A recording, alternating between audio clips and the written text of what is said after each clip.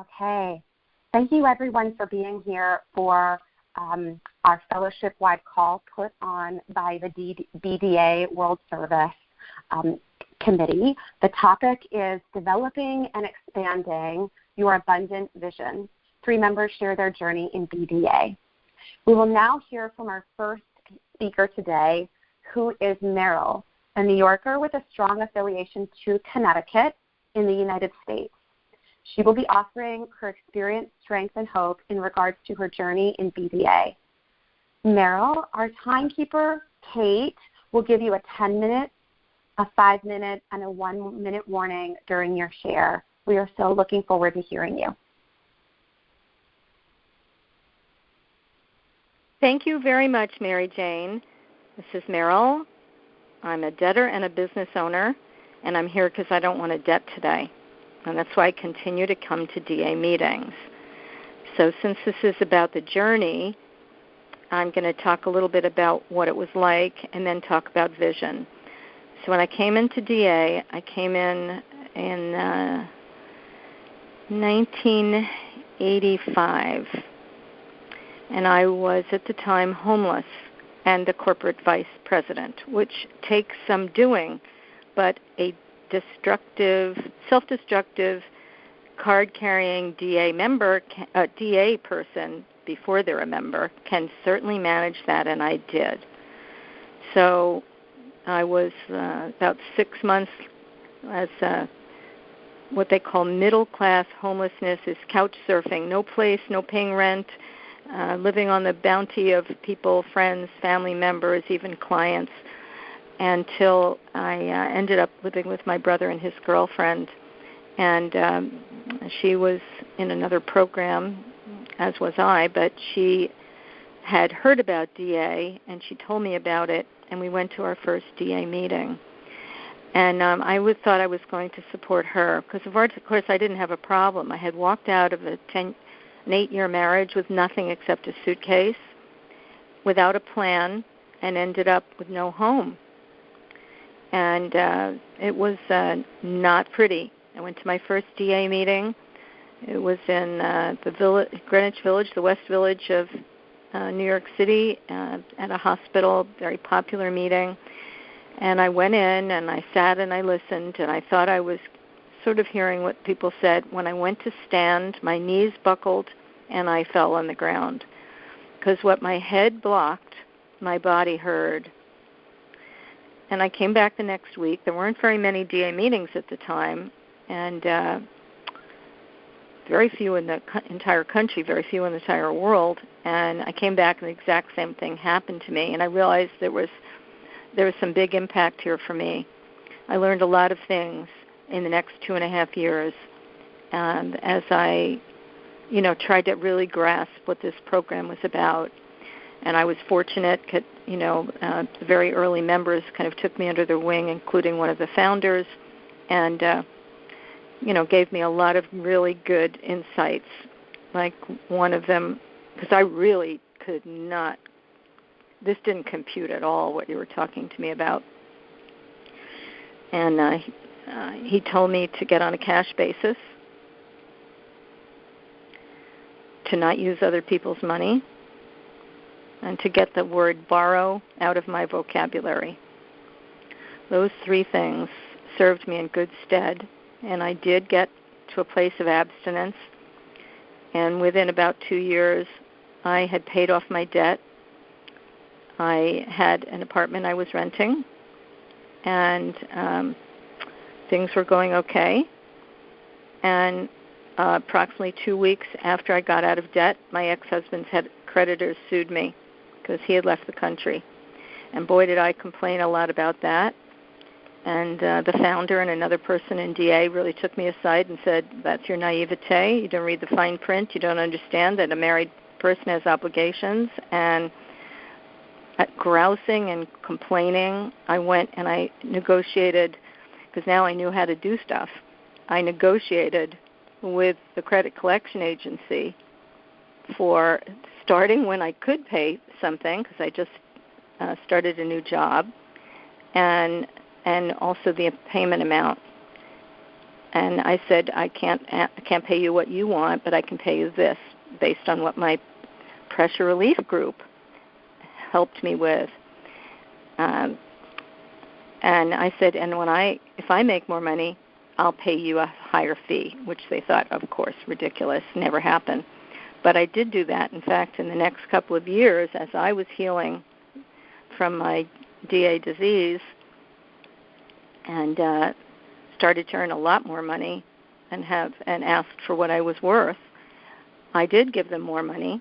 And a number of years later, because I had no credit but wanted to buy a house, they had to serve as my credit reference. They weren't happy about it, but I was a great credit reference because I kept increasing my payment to them, and I paid them before the due date. I finished before the due date. So that was the beginning. So, and I did a lot of service. I helped start meetings. I served on the General Service Board.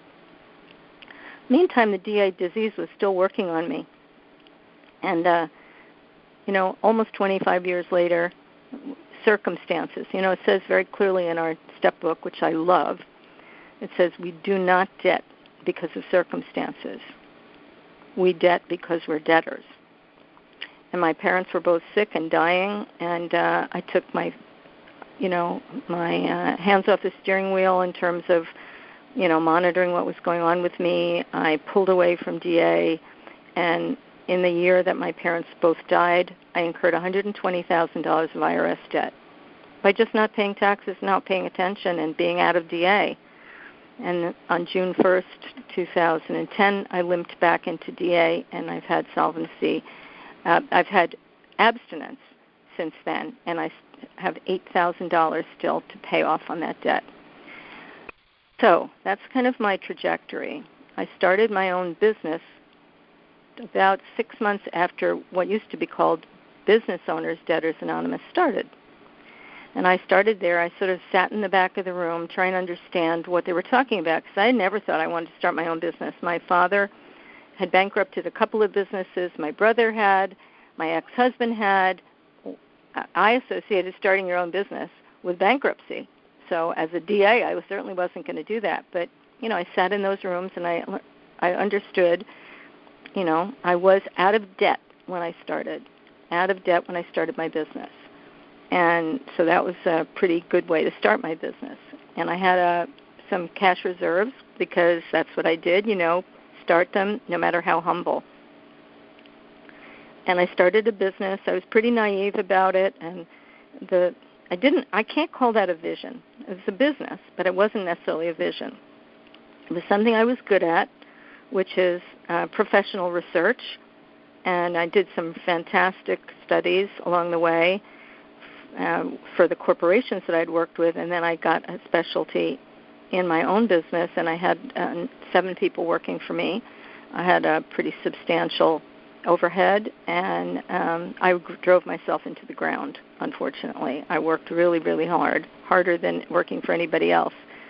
And at one point, I just really thought, what? I'm a sociologist by training. What would I do? I mean, I was a dancer and a choreographer when I was a young woman, and then I had a dream I wanted to do something with my brain that wasn't all right brain and relating emotionally to everything as an artist, performing artist you do. And I, did a career search, ended up in corporations, whatever. And that was a kind of vision, a career vision, how to, use more of my brain. But I got myself into too much. I didn't know how to do self-management in terms of time, and I worked way too hard. And I made a lot of money, but I worked way too hard. So if you really thought about my hourly wage, it didn't sound so good, even though I was making, 5 figures in, 1979, which was pretty substantial. And then close to 6 figures right then. Then I hired somebody to help me, a coach, to help me do what I thought I wanted to do, which I didn't really know, and I discovered that he's doing what I thought I wanted to do, and that became my vision.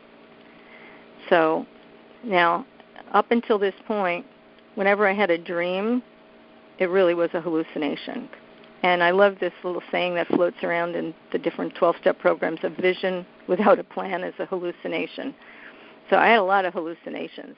But this time I had somebody who was helping me, and I actually became a professional coach. I did a 2-year program. I did an apprenticeship, and over time I sold my consulting business, which I had started, Solvent, and I started a coaching business, Solvent, which was wonderful. And just around that time, I don't think I could have been calling this a vision, and it's just around the time where vision meetings and the vision pamphlet got written originally. And a good friend of mine in New York came up with the idea of having a panel, and they identified 3 stages of DA recovery, which I think is so relevant and so wonderful. It doesn't happen to be in our pamphlet, but I think it could be in the next iteration, because it's quite a powerful statement, at least for me. And they said the 3 stages are, the one is the emergency stage. We come in, the wolf is at the door, and whatever version it is we have, were we compulsive spenders, were we addicts to plastic, were we stealing, whatever we were doing, were we under-earning pathologically, that's the wolf stage, the emergency at the door. Maybe we're getting an eviction notice. Maybe it's not so dramatic, but we've run out of steam, we've run out of stories, we've run out of excuses, and we're desperate for a solution. So then we learn some stuff. We go to meetings. We hear that we're not alone. We get introduced to the 12 steps and the 12 traditions too, and maybe we start to sort of limp our way into some feasible sort of way that can live, and that's what they call the maintenance. Many people leave DA then, because it's enough to have the wolf away, but they identified this panel then, similar to the panel we're doing today. They identified a 3rd stage, the vision stage, and that's, the vision stage is this notion that we can now claim what we want. After being immersed in DA and having conscious contact with a power greater than ourselves, even if it's a group of debtors, then we're finally ready to take a look at this. So, I didn't really know what I was going to do. I thought being a coach was enough. So, I had pressure relief groups on that. I took daily actions. I had a plan. I had to rewrite it 3 different times. Fail soon and fail fast, and then keep going. And that's the encouragement I got in my, my pressure relief groups and in my, the BDA group that I was attending. It turned out okay. But, later on, I drifted away. I thought I had this. I don't think if you asked me, I thought I really had it. And then when I came back in after incurring all that debt and doing exactly what, the early people in DA encouraged me not to do, I wasn't on a cash basis. I was using other people's money. And I was borrowing, and that 1 year, all things fell apart. And I came back in. I did everything. I did a 14-week step study. I got a sponsor. I had a pressure relief group every 2 weeks in the beginning. I went to tons of phone meetings, which had improved hugely. And then, I found a sponsor on the phone meetings. And she said to me, I'm having a vision board meeting at my house. Would you like to come? And I said, I already had my vision, or I'm too old for a vision, however old I was at the time. Too old for the vision and blah, blah, blah. But because it was my sponsor and she asked me, I went. And I did this vision board, which I just thought didn't make any sense. And it was very pretty, and it had a lot of pictures of places in China. And within 6 months, I had a contract in China to coach and to teach coaching. So this was pretty shocking. And then, yes. Sorry to interrupt. The timer, we're not able to unmute for some reason, so there's 8 minutes left. How many minutes? You have 8 minutes left. Oh, thank you very much. Appreciate it. So I went to that, and I had this wonderful experience, which continues 7 years, way into 7 years later, where I have a whole community of now alumni from my program, clients, colleagues, friends. It's just a special experience. I got out of China this last year 8 days before COVID was first announced, and I came home very sick, but I apparently must not have had COVID because I got through immigration and my temperature wasn't sufficient to pull me off the line. But this all came from a vision board, from listening to a sponsor make a suggestion, and put aside my contempt prior to investigation. And then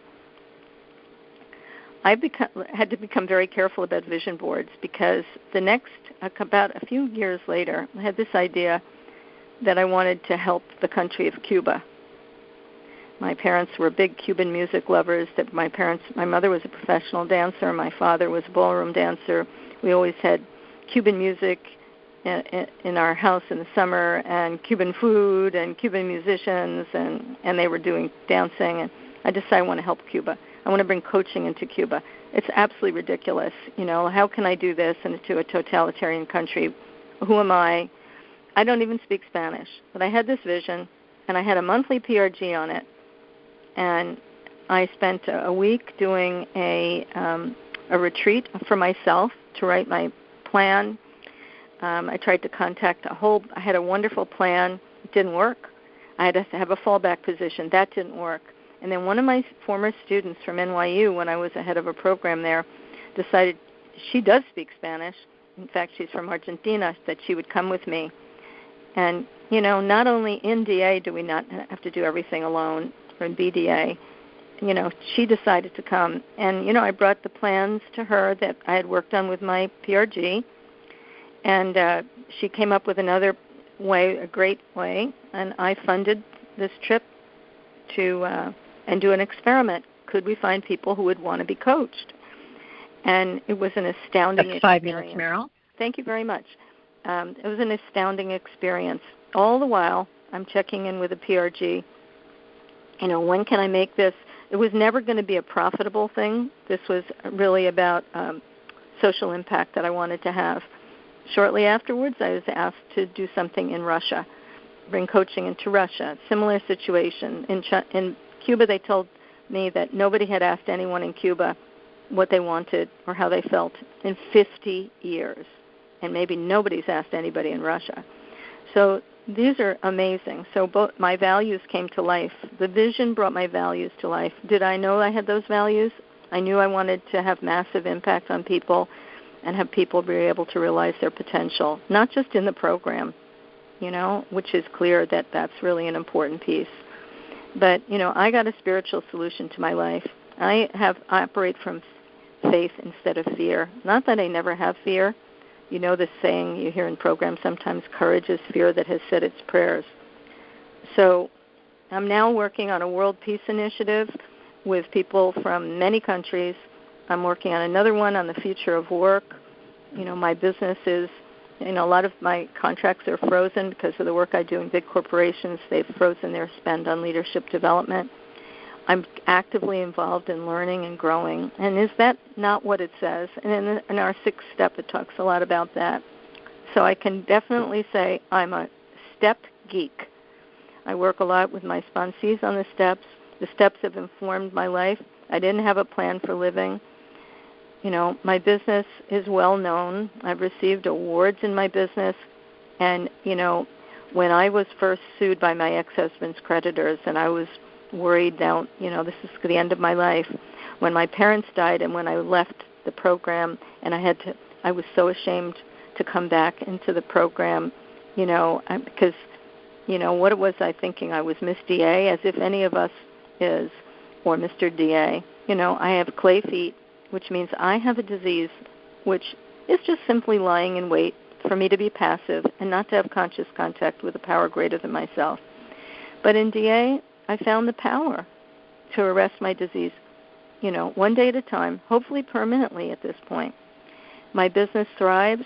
I have reserves. Like I said, I paid for this whole experiment in Cuba. I have the job of a lifetime as far as I'm concerned. And I'm now going to be 74 years old this week. And that's astounding to me that I got this long, because it didn't look very promising to me when I was a teenager, when I was in the end of my 20s, and, after this debacle that happened to me. But, that's 1 minute. Thank you. I've had all the help that I can allow in. And I have, thank God, been bestowed with the humility to ask for the help and to say the truth.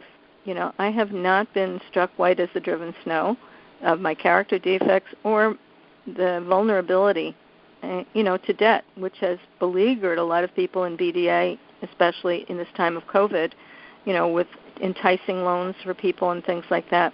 And I'm very fortunate that I saw that as a danger for me, and I did not take advantage of this. This is not a judgment about anyone else. It's just for me. I'm a loophole thinker. I'm not all there. I'm grateful to be here, and thanks everyone for contributing to my recovery. And I'll pass it to the next speaker. Thank you, Mary Jane, and thank you to the committee for inviting me to speak today. Thank you, Meryl. Thank you so much for your service. Okay. All right. Our second speaker today is Akeem from Florida in the United States of America. He will be offering his experience, strength, and hope in regards to his journey in BDA. Akeem, we are so happy to have you on this call. Kate will give you a 10-minute, a 5-minute, and a 1-minute warning. We are looking forward to hearing you. Thank you so much, Mary Jane. Hi, I'm Akeem. I'm a gratefully recovering debtor and successful business owner.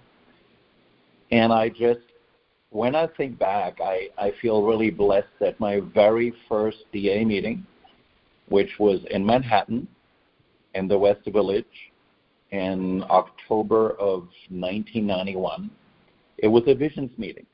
And it meets every Sunday. It still does to this day at the Gay and Lesbian Community Center in the West Village.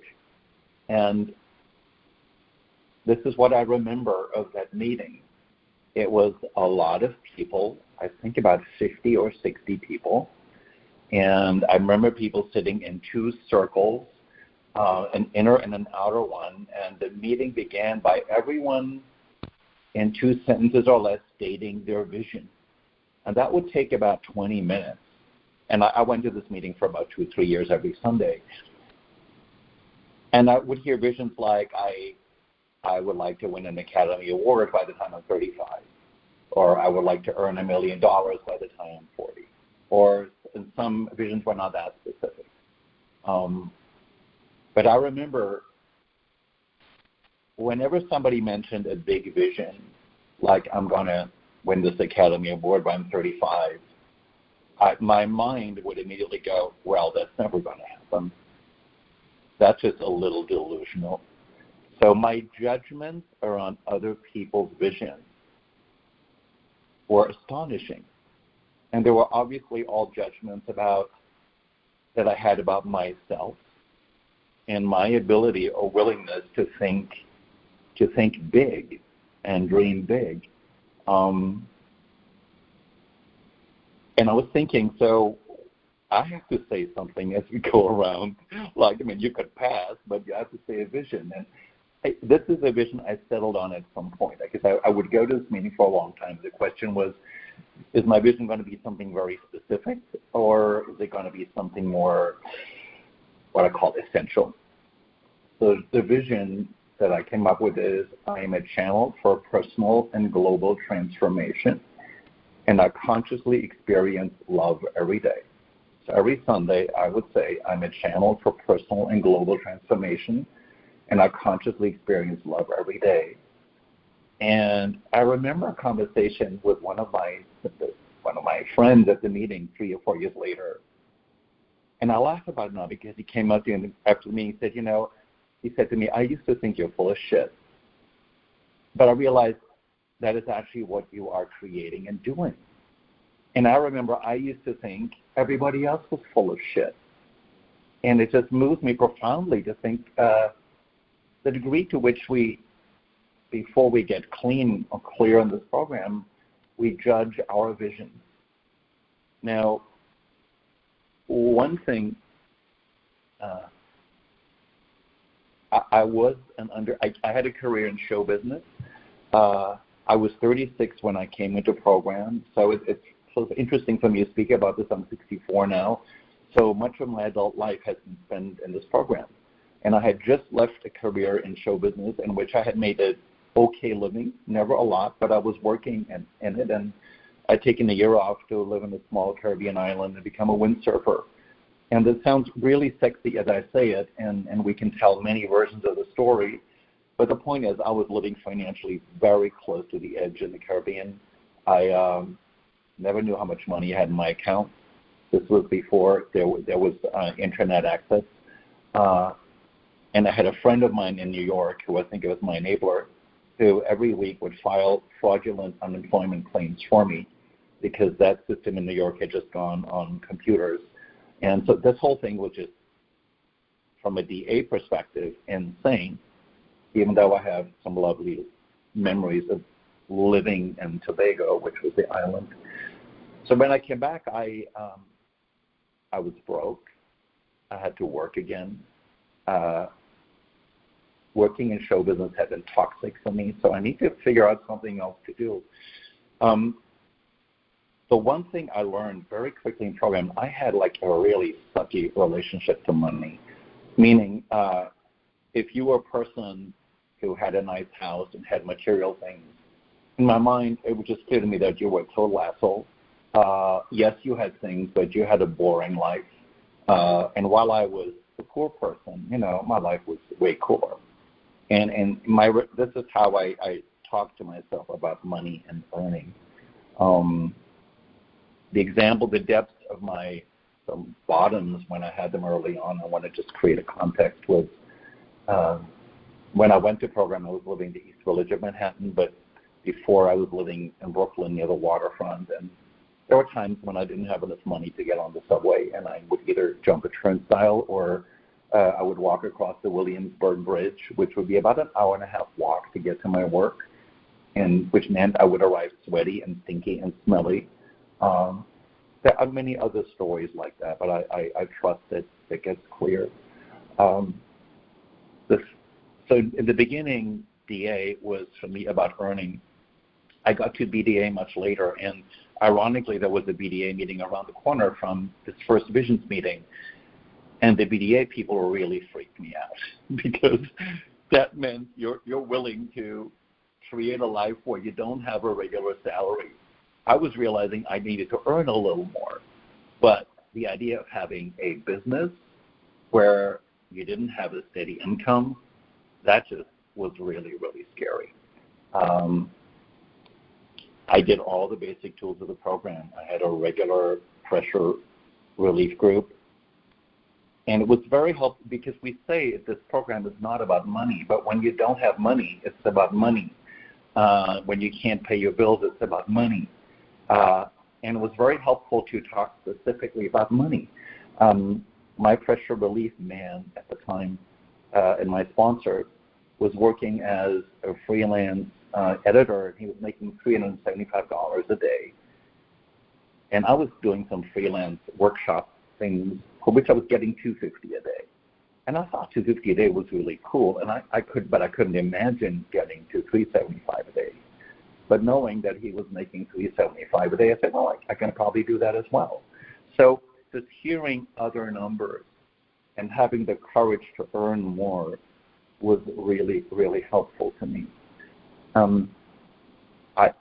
I think there's certain moments that happen, and what I've learned in program is these moments are, I'm going to use the word God, you can substitute with higher power, but these are messages from God. I learned that I'm willing to do anything to support myself. So when I came back from the islands, I got a job for a temp agency as a waiter to fill in for places that needed a waiter. And I was getting paid $12 an hour.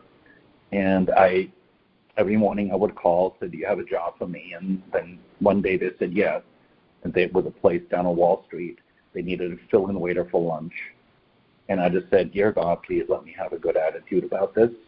Because I'd had a somewhat successful career with some acknowledgments and acclaim in show business. And I would get on my bicycle and bicycle down to this place. And I would call back the next day, and the agency said, they really liked you. They want you to come back. And I said, dear God, please let me have a good attitude about showing up today. And on the third or fourth day, I'm bicycling under the FDR drive on the east side, and I look down at the cobblestone, and I'm bicycling, and there's just money lying on the street. It clearly had flown out of some kind of car. There was nobody around. It was about $160. And to me, that was the sign that, okay, you're doing the right thing by showing up.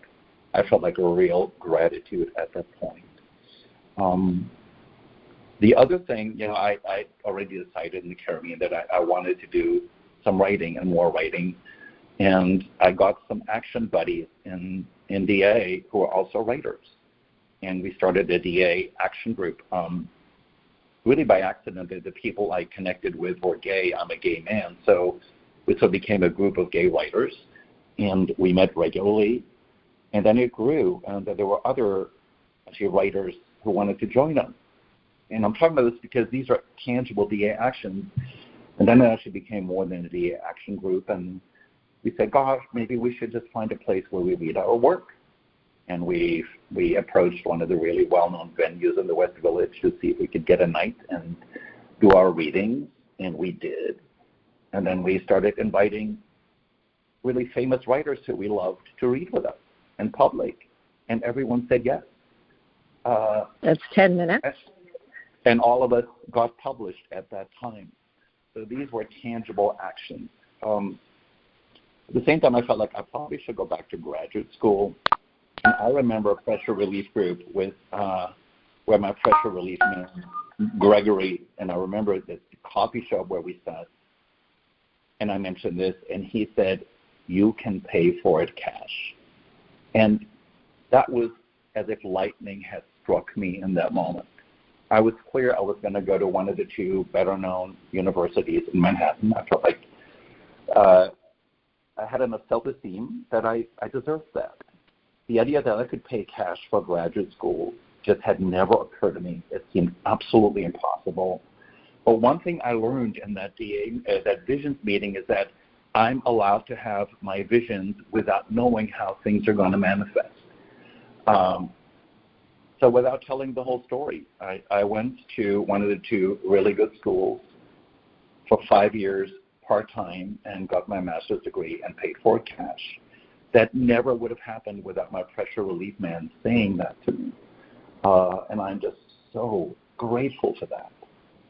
I did it at the end of my last semester because there was a lot of pressure. I had a job where I suddenly was earning more money.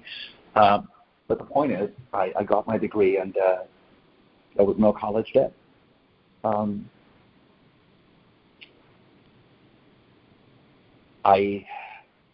Part of starting to earn more.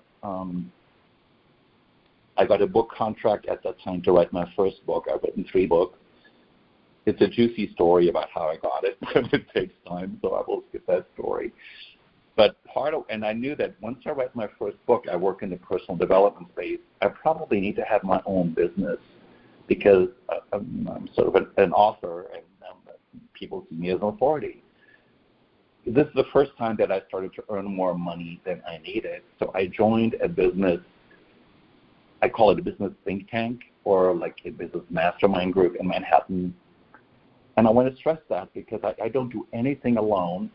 I love the supporter program, but as I earned more, I hired people to help me, people who are smart. And in that business mastermind group, where I was with other small business owners who were really well known in their areas of work, they took me under their wing. And 2 things that became my business vision before I incorporated my business, and this happened because of that group, is I knew that I wanted to have a business that was larger than me. I was going to have associates and other people work for me. So I wanted it to be an international business. I had no idea how I would be this international brand.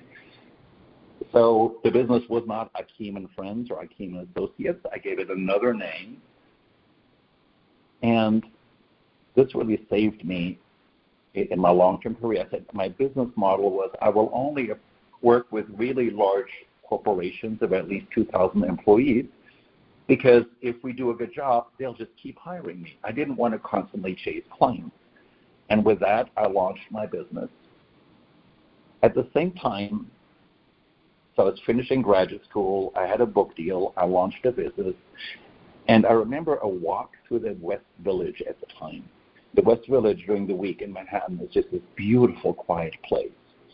And literally I was thinking, my gosh, this is so beautiful here.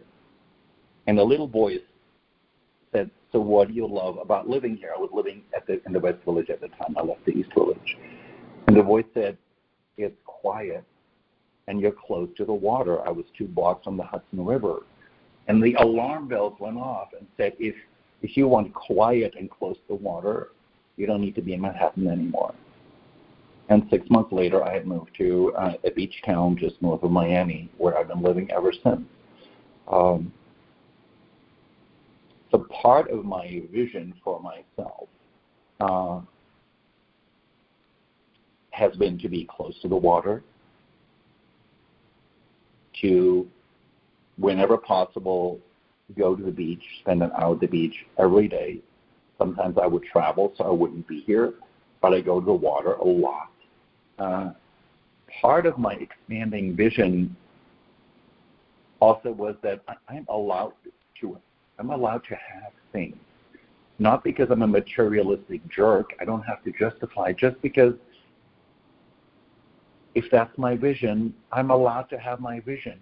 It's my vision 5 minutes and left. somebody else's. How many minutes was that? 15. 5 minutes left. Thank you. Thanks. So I bought a house, which is still shocking to me. I lived in apartments my whole life. The notion of buying a house was daunting. And part of what I was going to ignore all the not helpful advice of non-programmed people, which is you travel a lot, it's hard to maintain a house, all those stories. None of that proved to be true. But let me just drill down. I've lived all over the world, and as a child and as an adult on my business, I've worked all over the world. So having a nice home was really important.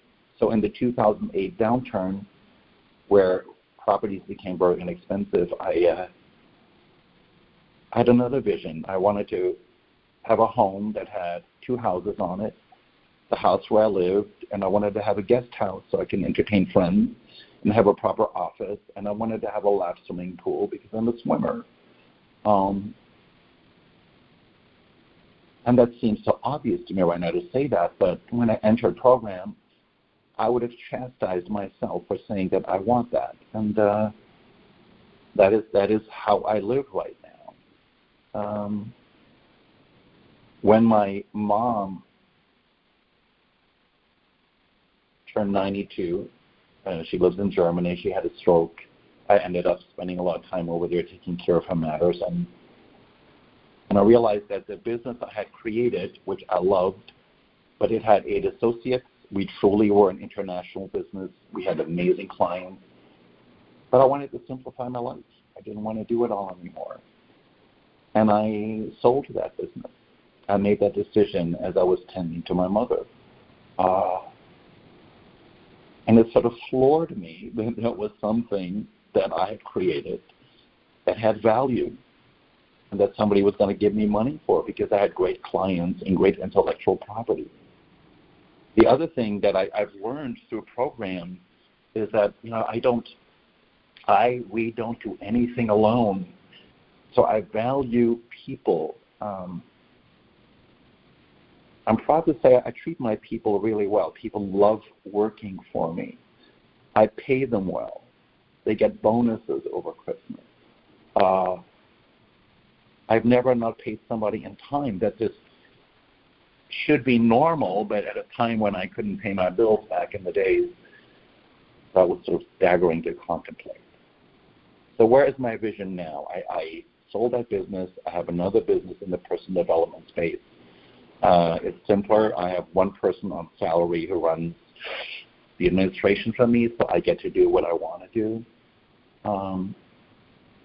For me, it's about having a simple life. In this program, it means, of course, not debting and living within my means. It means having time to go to the beach, having time to swim, having time to maybe write another book or two, having time to read a lot, having time for my partner and my personal life instead of coming back from travels and being exhausted. But let me end with it. It's because people in my beach town, where I'm also active in social causes, see me as a successful citizen. And between where I live and the beach is a fancy neighborhood called the Lake. And I live in the more up-and-coming neighborhood adjacent to downtown, where I have 1 minute. Thank you. Where this beautiful place where I live. And people have said to me more than once, well, when you make more money, you're going to move to the lakes, right? Because that's where the successful people live. That's implied. And I realize I love my neighborhood. I don't need to live in a showy neighborhood. I get to fully own where I live regardless of other people's stories. And it's so easy to have a vision that's actually not our vision. It's another person's vision that we think is our own. It's an imposter. So having the courage to really go deep with the vision and pay attention to the messages from God or higher power gets us there, and to be bold and courageous. And with that, I will end. Mary Jane, thank you so much for inviting me to speak. It's an honor and privilege to be in this fellowship with you all. Thank you so much, Akeem. Thank you for sharing your experience, strength, and hope. Okay. All right, our third speaker today is Kira from California in the United States. And I'm just going to ask our previous speakers and maybe other people to mute. Okay, Kira will be offering her experience, strength, and hope in regards to her journey in BDA. Kira, we are so happy to have you on this call. Kate will give you a 10-minute warning, a 5-minute warning, and a 1-minute warning. We are really looking forward to hearing your share.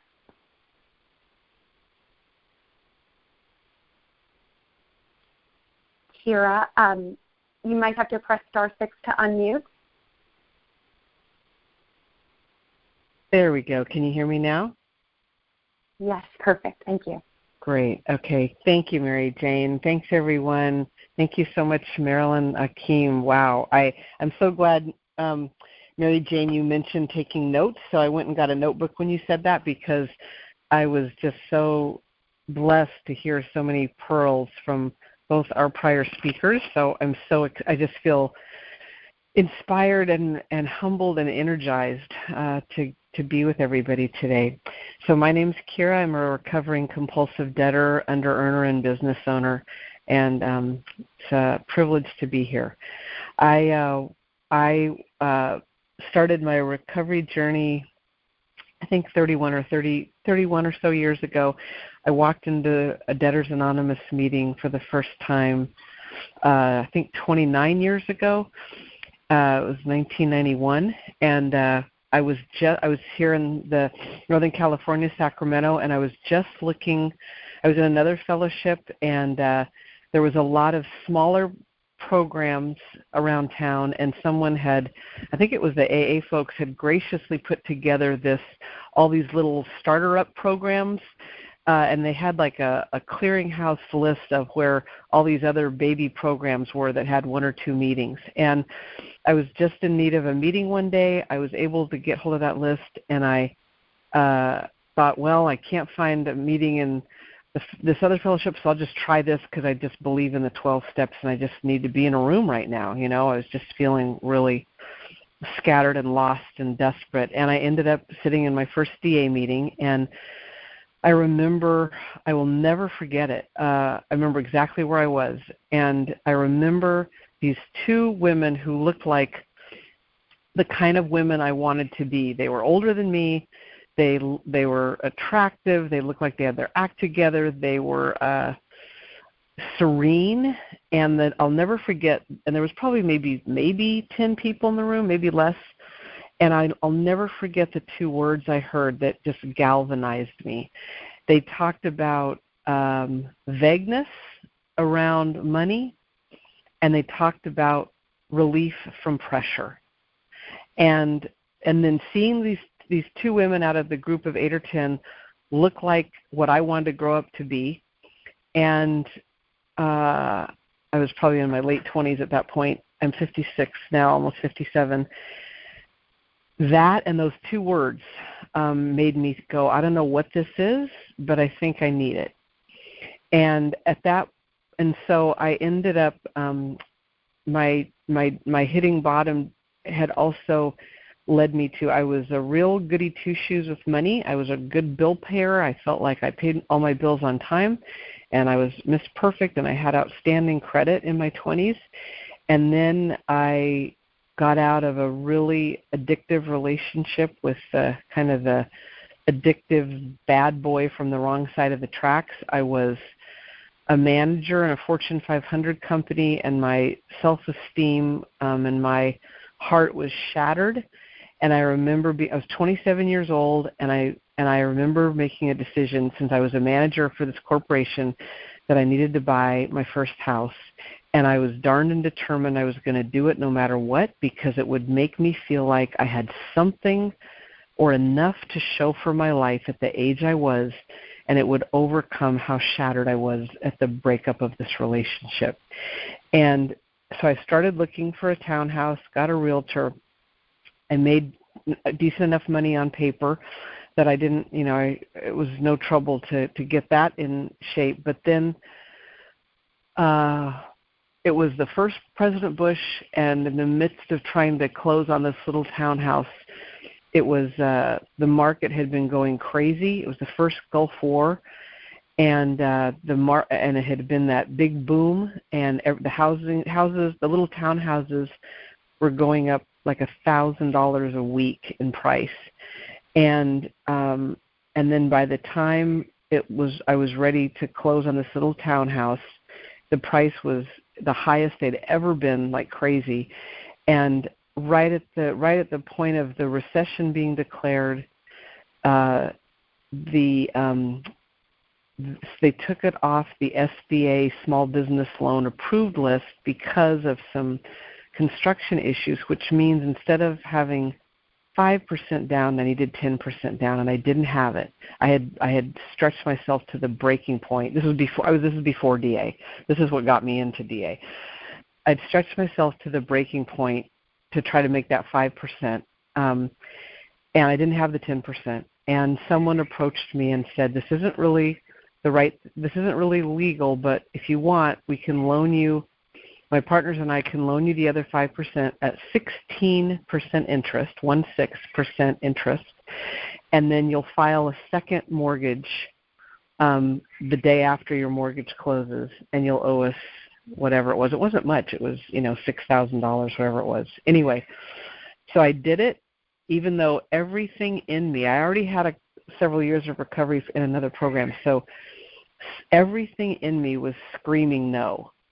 But my self-will run riot, and my grim determination to have something to show for the wreck of my life and this relationship, I was going to climb every obstacle that my higher power was throwing in front of me to try to help me see that this was a no, and I was going to scramble bruised and bloody over the top of that to make sure I got what I decided I needed and wanted. So I did it. And then I subsequently got laid off, lost my job. They were laying off like a third of the company, and I ended up trying to do a short sale to get out of my because I'd paid at that point on the house for a year or two. Then I'd lost my job, and then it was I just was completely upside down. I'd run up credit cards. I was living beyond my means. I was using my credit cards to pay bills, get cash advances. I'd flipped over from perfect little girl with her credit score to drowning. And to me, that was all circumstantial. kind of like our earlier speaker said, like I didn't know I was a debtor. I didn't really know I was an addict. I just had this other program where I knew I had this one problem. I didn't understand how pervasive all the thinking and behaviors were about being an addict, and that they bled into other areas, of course. And so I had now had racked up like 6 or 7 credit cards. I still had student loans, and now I was trying to do a short sale. And they wouldn't let me do a short sale. The company that held the mortgage wouldn't let me do a short sale. I tried everything to do a short sale because I wanted to be moral and ethical and pay my debts. And so at that point, with this giant mess, I walked into DA, earnestly. And, my pressure relief, I started writing down my numbers. My pressure relief group was amazing. And it was, I believe, both those women that I had first seen in that meeting were on my pressure relief group. And I remember just being willing to do anything they said. And I remember at the end of my first PRG, and they're helping me develop a spending plan, that they asked me to say the third step prayer with them. And I remember it still gets me so much. I remember just sobbing, saying the third step prayer out loud, because I really, in that moment, turned my will and my life over to the care of God as I understood God, because I knew I was beaten. This whatever this was with the money, it had me beaten, and I was willing to do whatever they told me to do. And I pray to this day. I still have to keep praying on a regular basis to remain teachable and to not get ahead of God, because I still can be. I'm not self-will run riot. Thank you, God, at this point. But I can often sometimes have my excitement, my ambitions, my visions, my inspirations want to get ahead of what a weighed and measured, balanced life looks like, which means, my will can still sometimes be fast and furious. And in recovery, I've been taught that God's will is slow and steady, and that God's timing is slow and steady, and divine timing often does not look like what my impatient brain wants it to.